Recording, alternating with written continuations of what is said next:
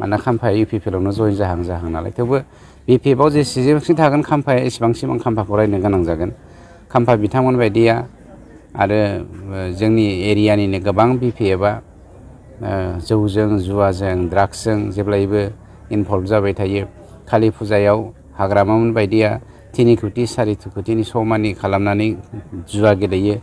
बेफोरबायदि थाखाखौ समाजनि थाखाखौ रायजो राजानि थाखाखौ गारोब्ला बिथांखि लानोलाय बहानिफ्राय लानो हानो। जोंनि 14 नं चिरांदुवार बियाबावल' नङा बियो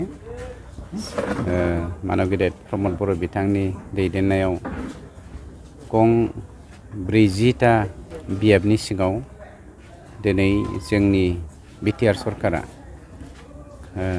खेबथामनि थाखाय अनसाय बिथांखि राननाय हाबाफारिखौ दिनै लादों।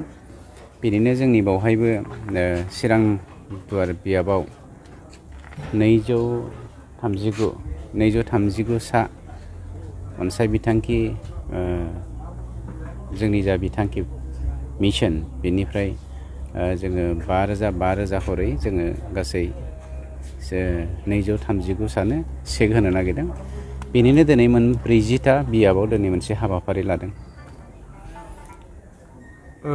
आथिखालाव माने एगेन्स्ट पार्टिफ्रा माने इउपिपिएल सरकारखौ खामानि मावनायखौ माने दासिम जिर' होननानै बुंबाय थायो।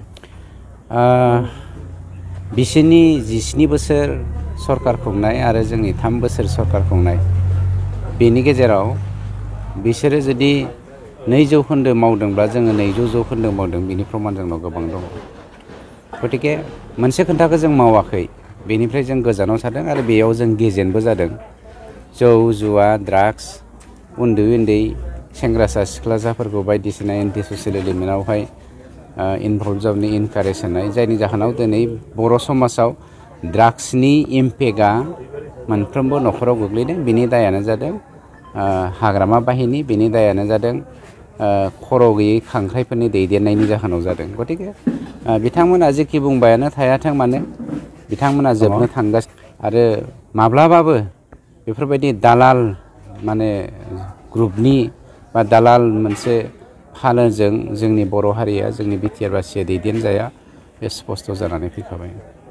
थांनाय सरकाराव नैबायदि बिथांखिफोरखौ लानाय नुनो मोननाय जायाखैमोन, नाथाय माजों बिथांखि लानाय बिसोरलाय मानोना बिसोरो हरसेयाव खाम्फा बिथाङा नाय आं दा खाम्फा बिथांखौ रायनो गोसो गैला मानोना खाम्फाया इउपिपिएलआवनो जइन जाहां नालाय थेवबो बिपिएफआव जेसेबांसिम थागोन खाम्फाया एसेबांसिम आं खाम्फाखौ रायनो गोनां जागोन। खाम्फा बिथांमोन बायदिया आरो जोंनि एरियानिनो गोबां बिपिएफआ जौजों जुवाजों ड्राग्सजों जेब्लायबो इनभल्भ जाबाय थायो। कालि फुजायाव हाग्रामामोन बायदिया 3 कोटि 4 कोटिनि समानि खालामनानै जुवा गेलेयो। बेफोरबायदि थाखाखौ समाजनि थाखाखौ रायजो राजानि थाखाखौ गारोब्ला बिथांखि लानोलाय बहानिफ्राय लानो हानो। गतिके गावसोरनि अनगा बिस्रा जेबो मावनायनि थांखि गैया।